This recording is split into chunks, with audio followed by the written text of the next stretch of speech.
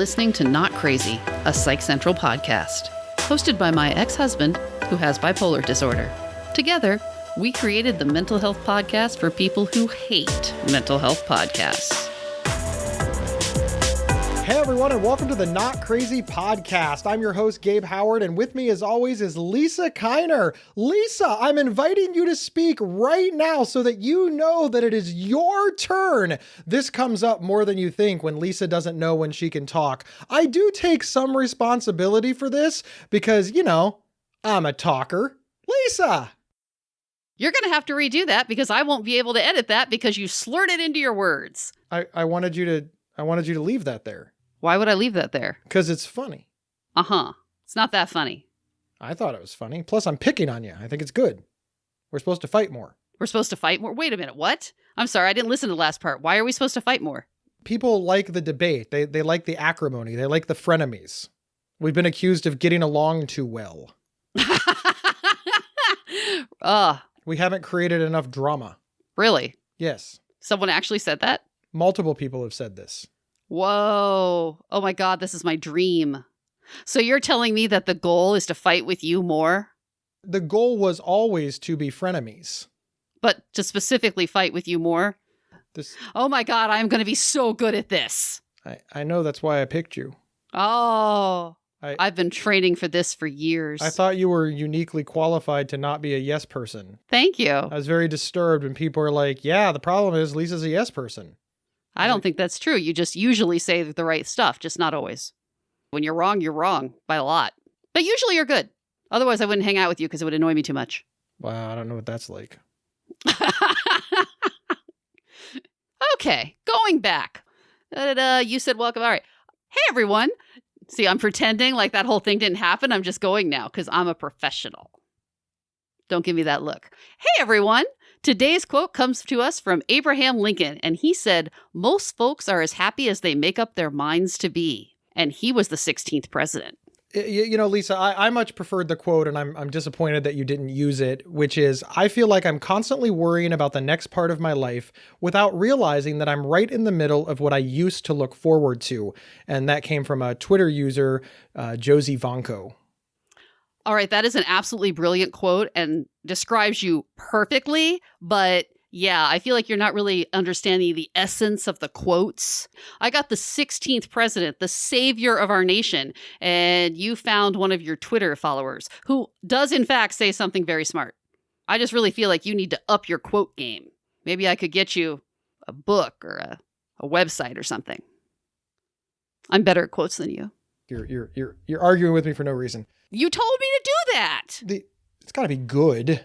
Ugh, this is a burden to me. Let me start over. Can't just turn it on and off, Gabe. Abraham Lincoln was obviously great. I mean, we learned about him in school, and we clearly did not learn about Josie Vonko. His birthday is the same day as my mom's. They're about the same age. Ha ha. This quote spoke to me. Like you said, it describes me to a T. Do you remember the show The Office? Remember The Office? Yeah. One of the quotes that one of the characters made is that the problem with it being the best years of your life is that you don't know they're the best years of your life when you're living them. Totally true. I think all of us, struggling with mental health issues, depression, sadness, loneliness, anxiety, we don't know when it's good, when it's happening. We know when we're suffering, and then we reflect backwards and think, why can't I be like last summer when I was happy? But of course, here's the thing. Last summer, we didn't know we were happy. It's only in retrospect. But is that true? I don't know that last summer you were happy, though. Why? Because you've decided that last summer is better than this summer? Sure. If you weren't happy in the moment, how do you define happiness? If you didn't know you were happy, are you really happy? It's meta, right? As you would say, it's so meta. You do not understand the meaning of any phrases that I use. That is not what that means. That's because you use them all incorrectly. No, that's not why. Is a box of boxes meta? That is totally meta. Get it? But thinking you're happy when you're unhappy, not meta. Right. Something that's meta is self-referential. So what if you're happy, but then you don't realize it until you have something to compare it to? Is that meta? Yeah, maybe. Let's go with, for the purposes of this conversation, yes. Yes, it is. My whole point is, last summer, I think pretty much the entire world will say was better. Because we're doing a COVID thing. Well, I mean, it is in fact related to the global pandemic, but you know, last summer we went through the summer and it was just like, oh, we didn't get the vacation that we wanted. The fair food wasn't as good as we wanted it to be. You know, the concert series wasn't good. You know, our sports team lost. Yeah, it was a mediocre summer. And now we're at this summer where everything's canceled. The whole world's going to hell. And we're starting to reflect back and we're like, you know, last summer wasn't so bad. And in fact, it's changed our perspective because a shitty fair is better than no fair. And a concert that is mediocre is better than no concert. So we're starting to realize that last year was actually a pretty decent summer. But it's only in retrospect. I think this is how happiness works for many people. Well, that's how happiness works for you, but that's part of your problem. You're constantly comparing things. You're always comparing yourself to other people. You're always comparing this situation to that situation, and it's always coming up short. That's one of the reasons you're unhappy. That's because happiness has no definition. See, a dollar is a dollar. Gabe, do you have a dollar? I can look in my wallet, and if there's a dollar in there, the answer is yes. If there's not a dollar in there, the answer is no. But then if somebody said, hey, Gabe, are you rich? Well, now what? How do we decide? Because I'm going to say, hey, I think having $100 million is rich. But you're going to say, well, Bill Gates doesn't. Bill Gates thinks that's poverty. All right. Well, now what do we do? Okay. So Bill Gates is rich, but you know, the Sultan of who's the actual richest guy? The Sultan of Brunei. I think it's Jeff Bezos now. Well, I don't know, but there's some, Bill Gates is not the richest guy. So that person thinks that Bill Gates is poor. He doesn't want to play on that level.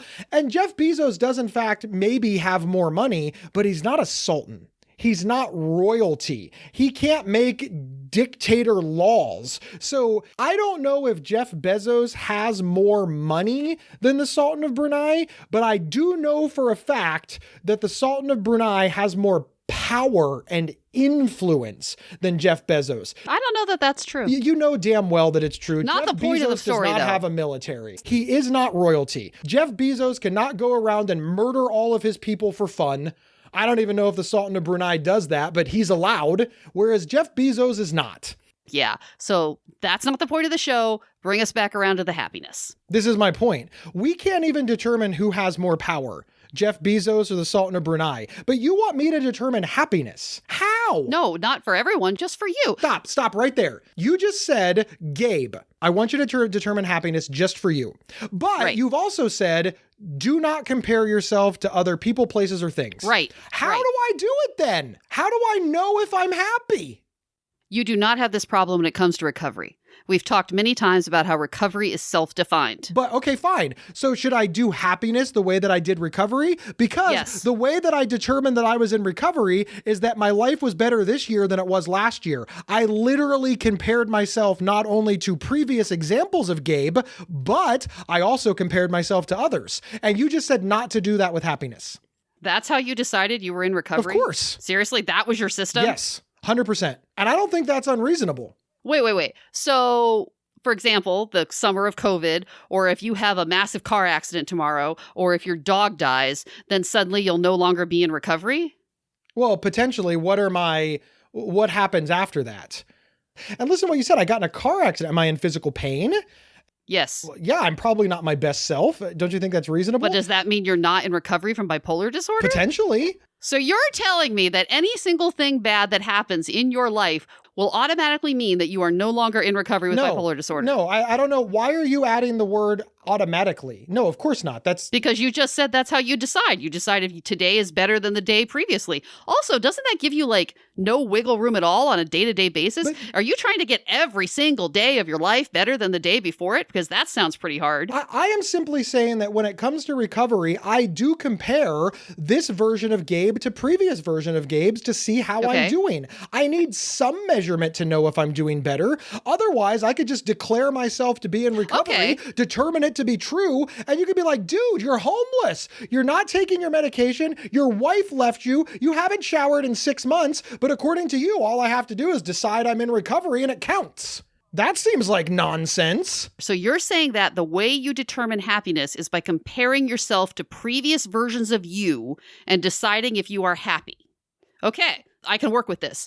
Then why aren't you happy right now? This is the best you've ever been. You're the healthiest you've ever been. You're in the best position with your recovery. You have the most money. You have the most stable relationship. You have the cutest dog. Why are you not happy right this second?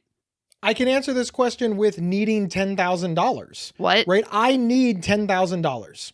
To be happy? No, I need $10,000. It's an analogy. Okay. Follow along.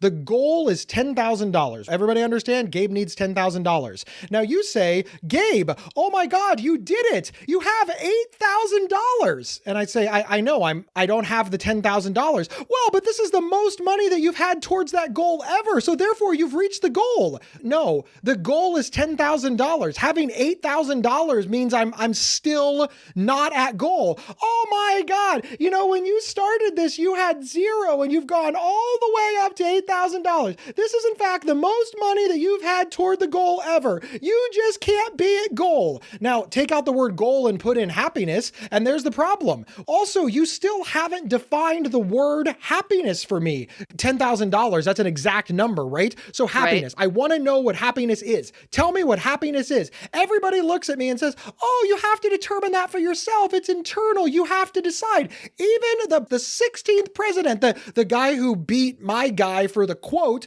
said, well, most folks are as happy as they make up their mind to be. Well, I guess that is a nice philosophical point, and it makes people all warm and fuzzy on the inside. It's nonsense. It's literal nonsense. That is a problem. And also, you know, while I'm on the subject, just while I'm here, Lisa. Yes, please tell me more, Gabe. I feel the need to do so. What condescending tripe is that? Oh, you're dying and you have no money and you have no health insurance and that dog is eating your gangrened leg? Well, just make up your mind to be happy.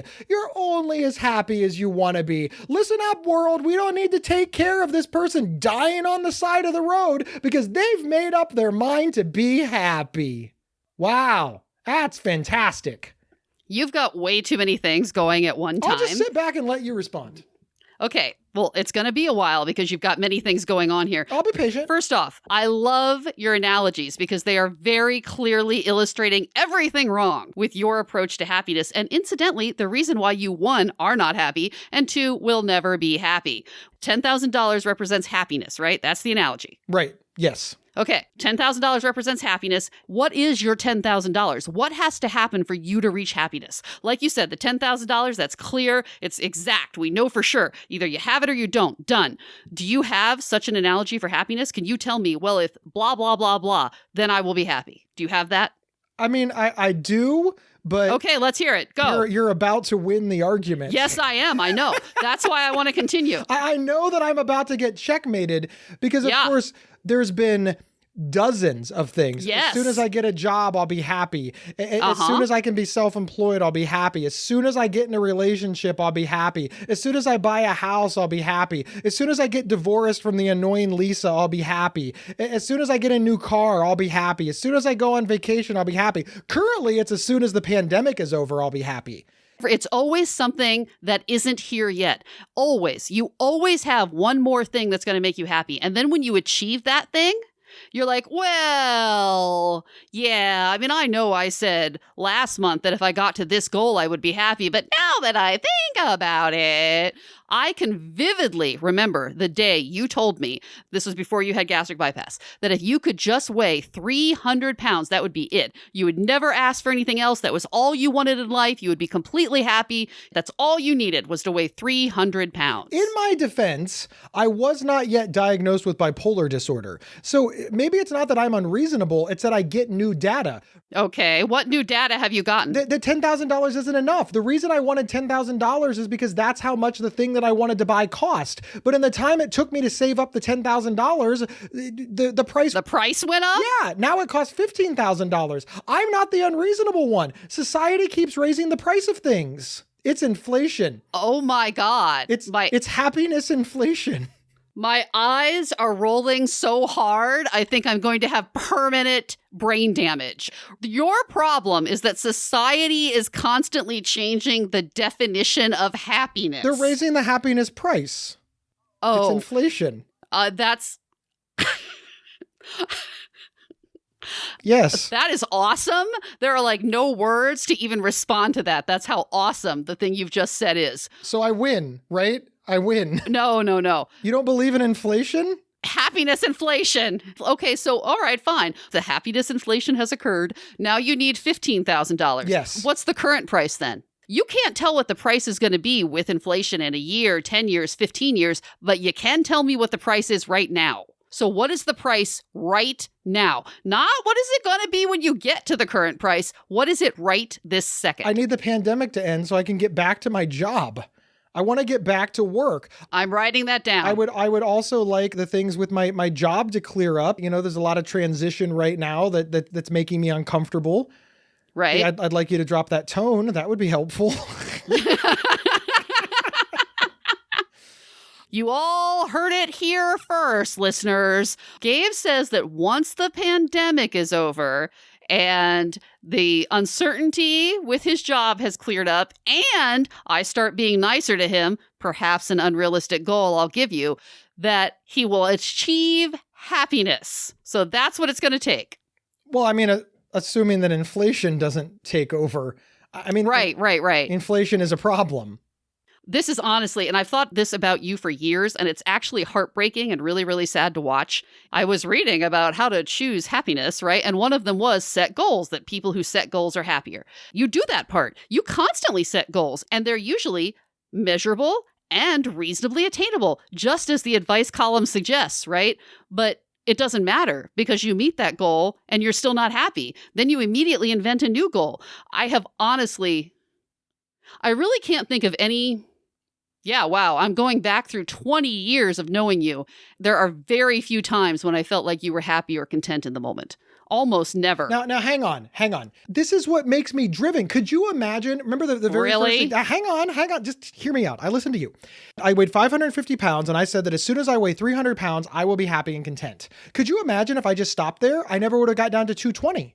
Right? Now, let's go with some other goals. As soon as I get a job, you recognize that I remember that. And that job that I wanted, because I had been unemployed for a few years because I was struggling with bipolar disorder and You were underemployed. You were not unemployed. The point is that I wanted to get back to working full time. And I did, but that job didn't pay very well. It wasn't a very good job and it didn't pay very well at all. So according to you, I would have stayed there. Like, that's not good. Like, setting all of these goals is what got me to where I am today. So, my next goal is, to be on like satellite radio or to be on a big network or I don't know, to expand out my podcast hosting abilities or to launch a podcast network. And you're saying that I should just be content with where I am. So I'll just be the host of the Not Crazy podcast, the host of the Psych Central podcast, and just call it a day. But you realize that if I would have done that, I never would have gotten the podcast. I'd still be all the way back at that crappy job I hated from 15 years ago, making no money with crappy health insurance. You're holding me back. Oh, okay. We're just going to let that one go. I'm holding you back. I am going to stab you in the face. Okay, no. No. She means metaphorically. She's not actually going to stab me in the face because that would be wrong. Kind of like how you mean that I'm metaphorically holding you back, which I'm not actually doing. You've got to be kidding me. Stop trying to derail the conversation, Gabe. You are trying to change the subject or distract me with off-topic things because you know I'm right. I'm not doing that at all. You told me that the reason that I'm never happy is because I immediately set a new goal when I achieve the old goal. Well, but yeah. I think setting new goals is good. This is how you evolve as a person. It also creates happiness inflation. You have reframed what is quite frankly a personality flaw as you being driven. Right. I'm not impossible to satisfy. I just am motivated to succeed and move forward. No. Okay, so you want to set a new goal once you get the previous goal. Great. Yay. Wonderful. But like, how soon after achieving the goal do you need to set the new goal? Because for you, it's within seconds. You can't like take a day. I mean, I'm not even asking for much, right? I'm not even saying that you should be happy for weeks or months. Just maybe like a day, maybe a few days. Maybe that would be nice. Maybe if you achieve the goal on a Friday, you could just be happy for like the weekend. And then on Monday, you could get around to making this new unattainable goal. Okay, first off, why do you keep calling them unattainable goals? All right, let me rephrase. This is the fascinating part about trying to establish, in my opinion, happiness, because I'm still very hung up on the time that I told you that I wanted to start a national advocacy movement. And I wanted to be a national advocate on the same level as Julie Fast, as Natasha Tracy, as all the high-level advocates that I have looked up to for years. And you told me no.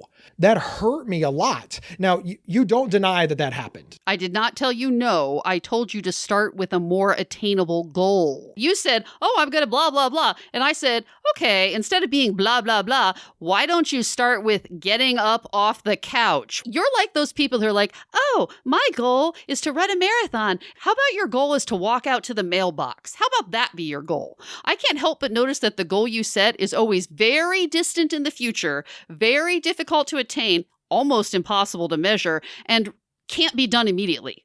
It requires some sort of thing to happen for it to come. And herein lies the problem. You have now completely switched because you said Gabe makes good goals that are measurable and he follows the advice column. And now here we are later and you're like, oh, these nebulous goals and get Gabe to high up high in the sky and nobody can reach them.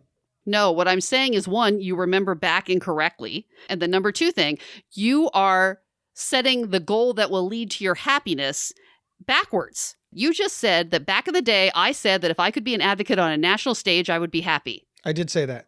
Well, here you are. Yeah. Are you happy? No. Like anything, were you happy for a minute? I'm not even saying do you need to be happy long term, just was there a period of happiness? How long is a period? More than 1 minute. Yes. Really? How long was that? An hour? Maybe. That's more than a minute. Without exaggeration. I mean, we're joking around here, but seriously, it wasn't a day. It was not a whole day. It might have been a day. The first time you got one of those large contracts or you got booked at a big conference, you did not, in fact, have an entire day of happiness. You did not. And you don't now either. Remember how we had the whole conversation about self-talk and negative self-talk? Yeah. One time, and this is a true story, we were on vacation. We were on a 3-day vacation. We were on the evening of the second day, and you started getting all depressed. I said, what's wrong? We're having a great time. And you said, yeah, but tomorrow we have to go home. Well, that's true. We do. We're on vacation. You can't even enjoy the vacation because you're talking about how, oh, soon this is going to end. Yeah, no kidding. You realize that that's actually an analogy for life? All life ends, Gabe. Well, how am I supposed to be happy when you're telling me that I'm going to die? Everyone does. We were on vacation. We were actively on vacation. And you were going on about, no, I can't have fun because after all, tomorrow the vacation ends. What? So you just can't enjoy life at all? There's no hope for you. There's no hope. You can never be happy. You know, I have a pronounced anxiety disorder. Yeah, it was worse back then. And it was worse back then. But you keep saying this like I have a choice. I know that when you reflect backwards, you think, why doesn't Gabe choose to be happy? He got the thing that he wanted. He reached the goal. But you know what the definition of anxiety disorder is. You think it's anxiety, not depression or bipolar? I think it's all of it.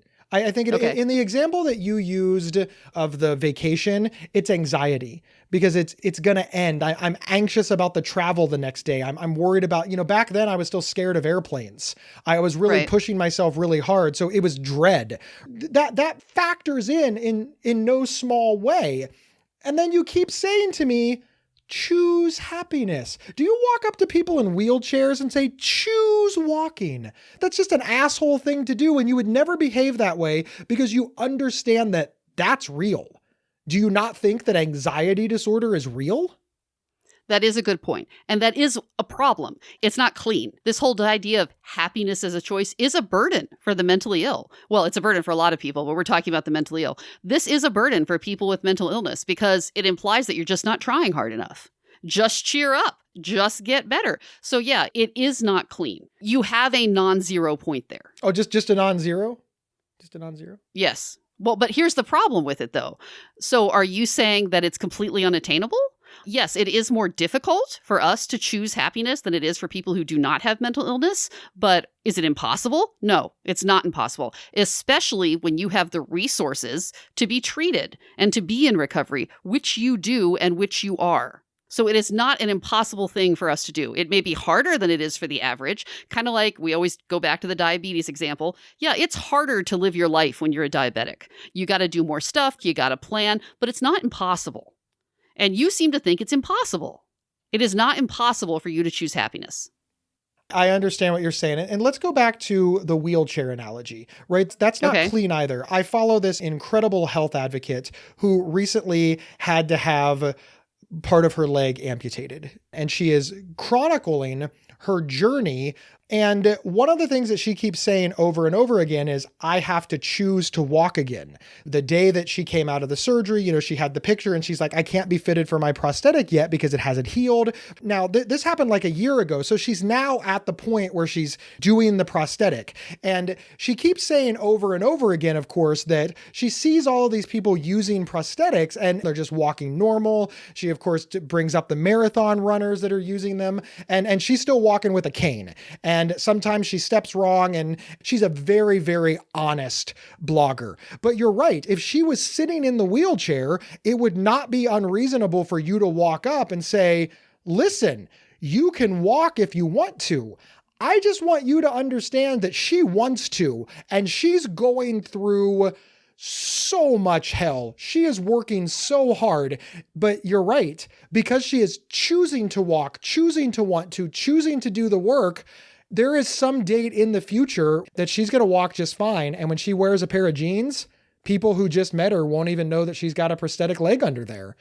I guess I understand what you're saying, but I feel like people are cheering her on. I feel like when she falls down, people are like, get back up, you can do it. Whereas when I fall down, people are like, choose happiness, dumbass. I don't feel like I get the cheerleading that she gets.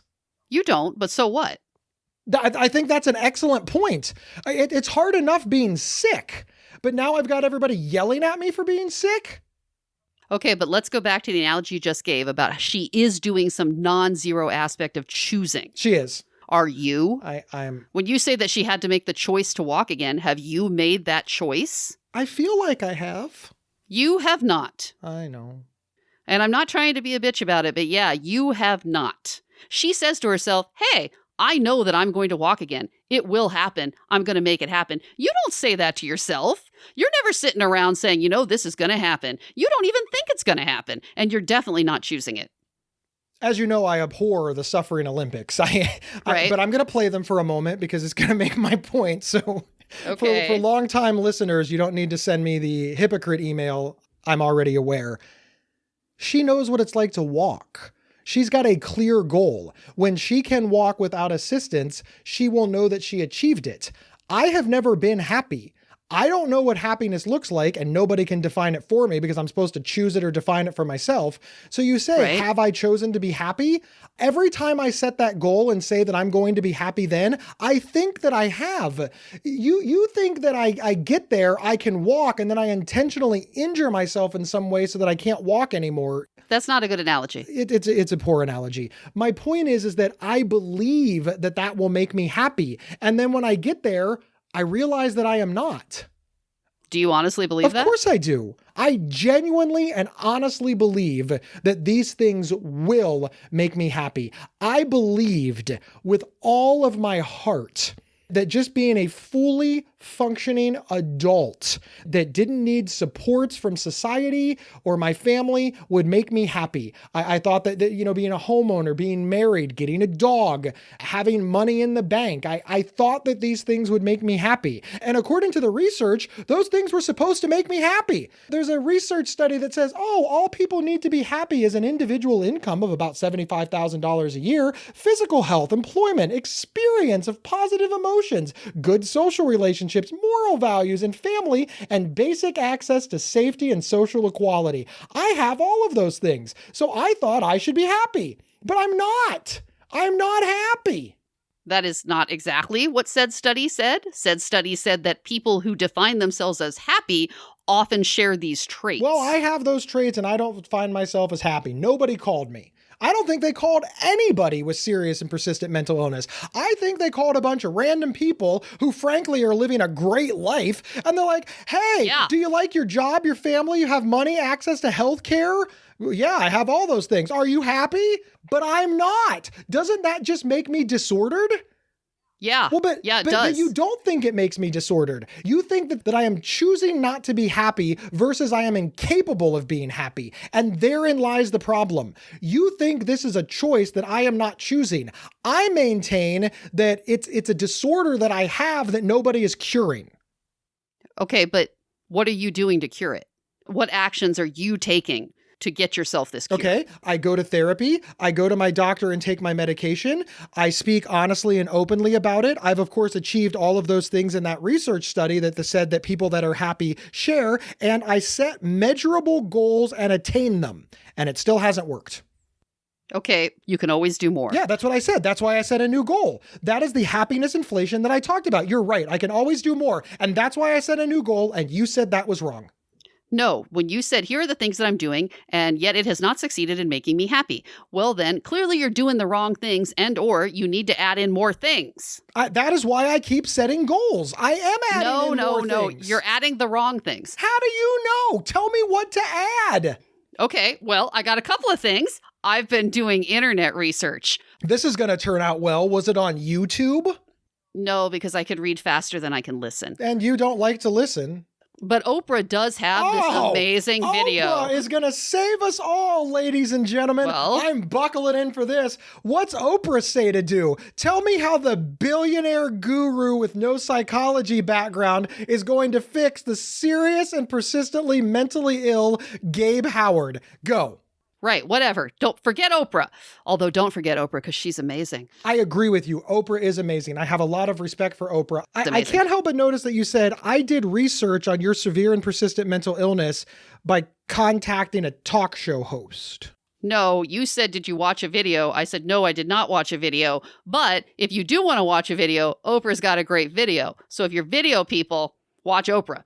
Anyway. Stop trying to derail the thing I'm saying. I'm sorry that I brought up that the celebrities can't save us all and that we should stop valuing celebrities over actual doctors and researchers. Red herring, Gabe, red herring. I prefer straw man argument. Oh, you're right. That's better. Yeah. So meta. No. I'm a little impressed you used straw man correctly. I'm sad that every time I speak intelligently, you're shocked. What do you think of me? Really? We were married for years. You think I married a dumb guy? I hate it when you say that. You're always like, oh my God, you think I'm stupid. Really? Really? So I just deliberately chose to be around the stupid guy. It's frankly insulting to my taste. We had a healthy relationship. It's much better now. It is a lot better now. A lot better. You should all consider divorces. It works out great. Remember when we were married and you specifically told me that fighting in public was wrong? I know, right? That's why this has changed my world. So fighting in public is wrong, but fighting in public for money is okay. I know. Like I said, I've been training for this job my whole life. Who knew, Gabe? You were actually giving me vocational training all those years. Once again, you're welcome. We'll be back in a minute after a word from our sponsors. Interested in learning about psychology and mental health from experts in the field? Give a listen to the Psych Central Podcast, hosted by Gabe Howard. Visit psychcentral.com/show or subscribe to the Psych Central Podcast on your favorite podcast player. This episode is sponsored by BetterHelp.com. Secure, convenient, and affordable online counseling. All counselors are licensed, accredited professionals. Anything you share is confidential. Schedule secure video or phone sessions, plus chat and text with your therapist whenever you feel it's needed. A month of online therapy often costs less than a single traditional face-to-face session. Go to BetterHelp.com/Psych Central and experience 7 days of free therapy to see if online counseling is right for you. BetterHelp.com/Psych Central. Now we're back discussing, what are we talking about? Gabe's inability to feel happiness and joy and suck everybody else down. All right, you ready? I feel like that's an accurate summary. And we're back discussing my inability to experience happiness and joy. It's bleak, but true. Now explain to me again why it's my fault that I'm not happy, even though I have chronicled an actual disorder and the celebrity that's going to save me. I was looking up about choosing happiness, and I agree. It is a very trite saying. I'm not a big one for self-help things. I'm in general not a snuggly, huggly, cuddly person. On the one hand, I feel a little bit icky saying choose happiness because, yeah, I'm pretty sure rainbows or hearts are going to start coming in here pretty soon, and I really don't like those things. Space unicorn. Well, okay, never mind. I take back. Space unicorns are great. Also, narwhals. They're the unicorns of the sea. Narwhals living in the ocean. Anyways, continue. You've been trying to make a point now for about an hour and a half. Gee, I wonder who's distracting me from that. Who? Oh, for God's sakes. All right, focus. When you say, I'm doing the following things, I do recognize it's kind of the marathon runner thing, where people say, oh my God, you're so lazy. I just ran a marathon. Yeah, but did you run a triathlon? I mean, can't you do better? So there's always more. No matter what level you've hit, there's always more. So when you say, I'm doing the following things, that's wonderful. That's great, but there's always more. And here, specifically, Gabe, are the more things that you could do. Stop living in the past, and more importantly, stop comparing yourself to others. You are constantly comparing yourself to other people and saying, look, I don't have as much as those people. Sad. Well, why are you picking those people?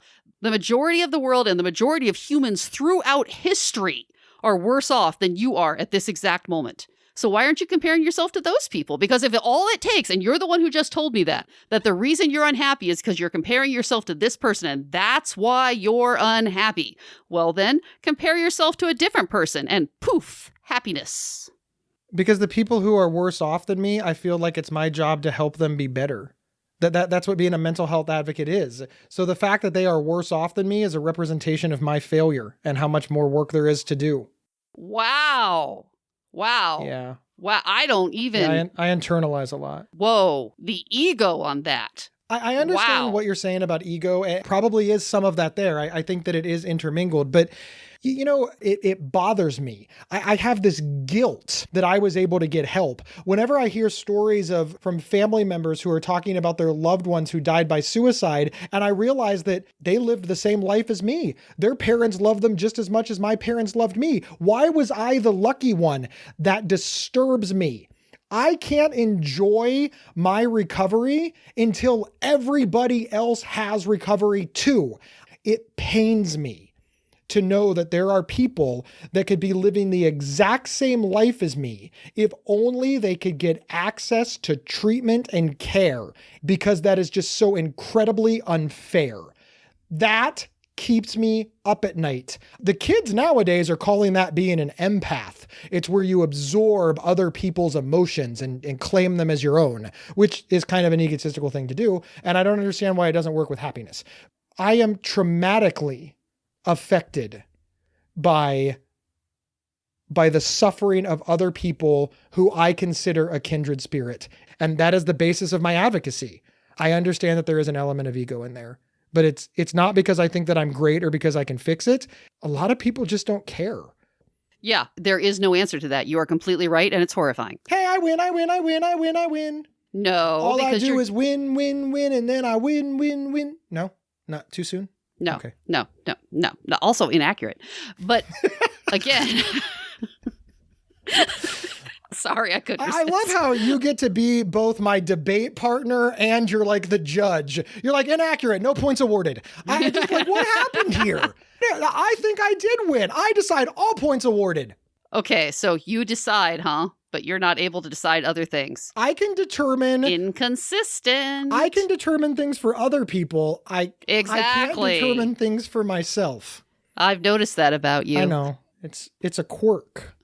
That you've rebranded, once again, reframed, as it were, as a virtue. I learned it from watching you. You are the most critical person I know. And you say that being critical allows you to spot problems before they become bigger problems. You're welcome. Right. You are correct. But you realize that you have rebranded being just this incredibly negative, spiteful, hateful person as, no. I can spot problems before they become bigger problems, which I can't deny. But most of the time, you're just complaining about a movie that everybody else enjoyed while we're all trying to eat our dinner. What I'm trying to say is, you do it only in one direction, right? Like you look downwards of people who are not doing as well as you and say, well, look, I can't be happy if I compare myself to those people. That's not right. That's morally wrong, which, hey, you might have a point there. That's not good. That's not something that will enhance my happiness. Okay, all fair points, all good. But you can look upwards at people who are doing arguably better than you and say, look, that's the reason I'm unhappy. I can compare my happiness to those people and find it lacking. You consistently say, I cannot use a downward measurement to do anything with my happiness. I can't use that, but I can use an upward measurement. And that is definitive. That shows that I'm not happy. And it shows that I'm completely reasonable in this belief. That does not make sense. You can't have both. I think that you need to, one, define happiness for yourself because you've never successfully done that. Define happiness for you, Lisa. I've got it. You claim that you're happy. Yeah, I am happy. What is Lisa Kiner's definition of happiness? Oh, don't get me wrong. It's a difficult thing to say. It's kind of like that whole porn thing. I can't really define it, but I know it when I see it, right? Yeah, I'm happy. Strangely, you don't think I'm happy, but I am. I'm happy. Define it then. Tell me the definition of Lisa Kiner's happiness. My mental illness is under excellent control. I haven't been suicidal or hopeless in years. I admit it's a low bar, but nonetheless, it was one that I took a really long time to clear. So pretty excited about that. And overall, I'm mostly content and derive pleasure from things that I do in my day-to-day life. All you do is eat Rice Krispies and sleep. I find both of those things very pleasurable. So I just need more sleep and more Rice Krispies, and I too can lead the Lisa Kiner life? If those were the things that worked for you, yeah. You need to define the things that work for you in your own life. You get to define. But a lot of people feel that you're wasting your life. So what? All of those habits that people who choose happiness have, that's another one of them that you don't have. You are defining yourself in comparison to others, and you worry too much about what other people think. But you worry about what other people think. To this day, you're still upset that you don't have a master's degree. Yeah, I am. Well, but why? Obviously, I'm not upset enough to go get one. How will having a master's degree help you sleep all day, podcast, and eat Rice Krispies? Which is why I don't have one. Then why are you upset that you don't have one? You clearly don't want it or need it. Well, but that's my point. You remember how one time we were at Weight Watchers and the lady had an example of, oh, I saw a classical musician and he was amazing. And I thought, oh my God, I would do anything to be able to play the piano like that. I would do anything. Would you? Would you practice 6 hours a day for 8 years? Her analogy was, oh, I would do anything to be thin. Would you? Well, then will you go to the gym every day and follow this weight loss plan? Yeah, this is the same thing. When I say, gee, I'd really like a master's degree. Well, apparently I don't, in fact, want one. If I wanted it that badly, I'd have one. But doesn't it upset you that people that you've known a long time, the reason that a master's degree is so important to Lisa is, of course, because that's all she wanted in high school. Yeah. I believe you wanted a PhD. I did. You wanted to go all the way, and you just have a bachelor's degree in physics. Just. I was very academically successful when I was younger, when I was in high school, etc. But yeah, mental illness has a way of derailing some of your academic plans at that age. But there's a lot of friends and family that are disappointed in you for not having achieved it. And they say things like, oh, you're so smart. Why are you just a podcaster? You had such potential. Yes. You had so many possibilities before you. Doesn't that bother you coming from people you love? Yeah, it's super annoying. Totally bothers me. Well, how come that doesn't affect you? How much are you going to let stuff like that bother you? It bothers me a lot. Exactly. Like I just said, that's one of the habits you're not choosing. You worry too much about what other people are thinking about you. And don't get me wrong.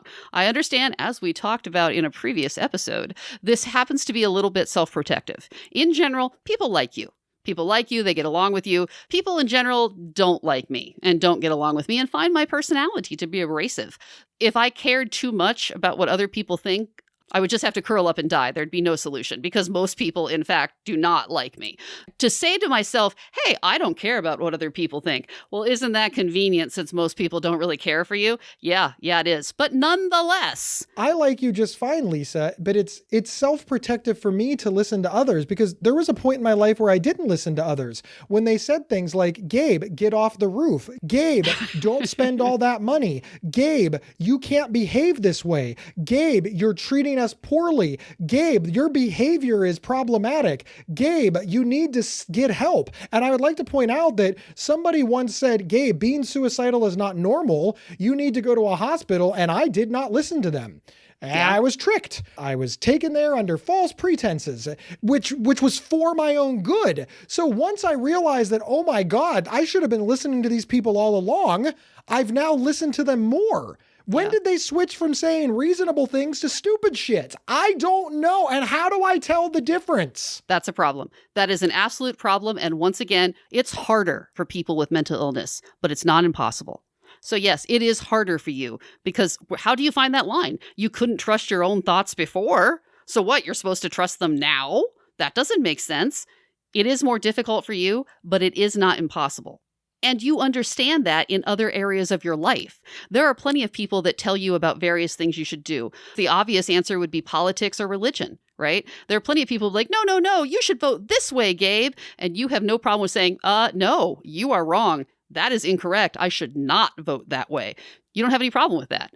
That's like a proof of concept. How do you find that of, no, I am confident in my own beliefs on this subject. How do you find that for this in your own self-worth? Or your own level of happiness?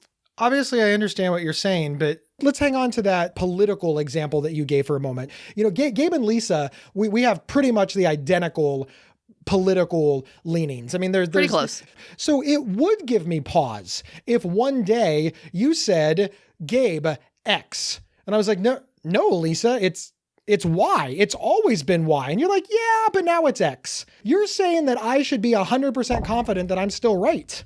No, that would give me great pause, great long, that would keep me up at night. So what you're saying is that there are people whose opinions you respect, who if they said something counter to what you believe, you would have to stop and consider it. Like hard. If you respect my opinion so greatly, or you respect your long-term therapist or your doctors, etc., they're telling you this same stuff. Why aren't you listening to it? The role of a therapist or a doctor is not to tell you that you are happy. So no, that is incorrect. No. But that's not what I'm saying. They are telling you if you do the following things, it will be beneficial to you. We're not debating whether or not I have beneficial things in my life. No, we're debating whether or not you do the habits of happy people. And you don't. Yes, I do. No, you don't. Yes, I do. What habit of happy people do I not do? I don't choose happiness. I don't feel happy. I'm sorry. I can't choose it. And I think that's ridiculous. It's like choosing to have a headache or not to have a headache. You can't choose it. It's not a choice. That's nonsense. Utter nonsense. But you could choose to avoid your migraine triggers. You could choose to go to the neurologist and get a better treatment plan. Do all those things. I absolutely do. Oh, but see, that's just it. You don't. And once again, marathon, triathlon, you could always do more. The thing you do not do is stop worrying about what other people think, stop comparing yourself to other people, and stop living in the past. Those three things are what is keeping you from having the ability, or from just generally choosing happiness. Is it harder for you than the average? Sure. Life screwed you. But so what? This is the happiest I've ever been. Yep. And this is also the most content that I've ever been. I recognize that I don't feel it like I should, but I do notice that when I reflect back, I do feel it. We see this in our own marriage. When we got divorced, it was awful. We had a lot of problems, but now from this vantage point with our friendship, we actually have a lot of happy memories from the time that we were married and together. I think that our memories are constantly adjusting and shifting as new data becomes available. And absolutely. That's why the quote at the beginning, not the one you picked, not the crappy one from the President guy, but that's why the quote really struck me so much when I saw it on Twitter. I feel like I'm constantly worrying about the next part of my life without realizing I'm right in the middle of what I used to look forward to. Yes. And when you showed it to me, I thought, oh my God, this person is brilliant and apparently is following you around to write down quotes, because this encapsulates your entire life and your entire mindset. And not for nothing, it's hard to watch. It's difficult to see this in you all the time. It's depressing and it makes me sad for you, which is messing with my happiness, Gabe. I recognized myself in it too. And actually, as you know, the first thing I thought about when I saw it is, oh my God, that's what Lisa says about me. And I actually Lisa is not on Twitter. I screenshot it and sent it to Lisa. But here's the thing that I realized. That thing has been retweeted 36,400 times as of like 4 days ago. So I don't even know what it's up to now. And 4 days ago, it was liked 133,000 times. I am not alone. I am not the only person that thinks this way, feels this way, or has this particular problem. And that's what made me want to do a deep dive into it. Also, I love subjects where Lisa just gets to scream over and over again, "You are so wrong." I still maintain that nobody is looking into happiness inflation, and it's a real problem. But I also maintain, Lisa, you are correct. There is an element of control that I have, and there is an element of control that the 133,000 people who liked this tweet have. We can steer our own destiny. I don't know if I'm willing to say control it, but I think we can move the wheel back and forth and try to get a handle on it. I also like subjects where I can tell you repeatedly that you're wrong. We should definitely pick more of those subjects in the future. That will make us all happy. But your main problem is that you've never actually defined or determined what happiness does mean to you. In the meantime, I will take solace in the fact that I am right in the middle of what I used to look forward to, which means retroactively, past Gabe would be very happy. And you are certainly not alone. All right, ladies and gentlemen, this is the point of the show where I plead with you. If you have any subjects that you want to hear Gabe and Lisa debate, argue about, or cover, hit us up at show@psychcentral.com and tell us about it. Wherever you downloaded this podcast, please subscribe. Also, please rate, rank, and review it. And use your words and tell people why they should download and listen as well. And hey, everybody, I wrote the book Mental Illness is an Asshole and Other Observations. It's 380 pages of awesome. You can get it on Amazon, of course, but you can also go over to gabehoward.com and buy it from there, and I will sign it. I'll also throw in a bunch of free stuff, including stickers of the Not Crazy podcast. Remember, there's always an outtake after the credits, and we'll see you next Tuesday. You've been listening to the Not Crazy podcast from Psych Central. For free mental health resources and online support groups, visit psychcentral.com. Not Crazy's official website is psychcentral.com/notcrazy. To work with Gabe, go to gabehoward.com. Want to see Gabe and me in person? Not Crazy travels well. Have us record an episode live at your next event. Email show@psychcentral.com for details. Hey everyone, and welcome to the Not Crazy podcast. I'm your host, Gabe Howard, and with me as always is Lisa Kiner. Okay, you say with me always is Lisa Kiner, Lisa, and then I talk.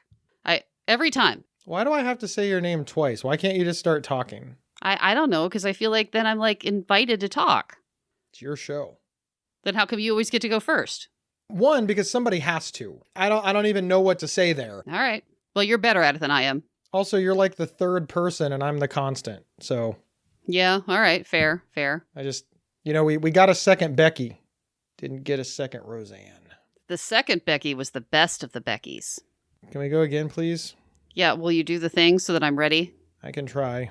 Well, see, I'm waiting for that as my to go, When I stop talking, you can go. All right.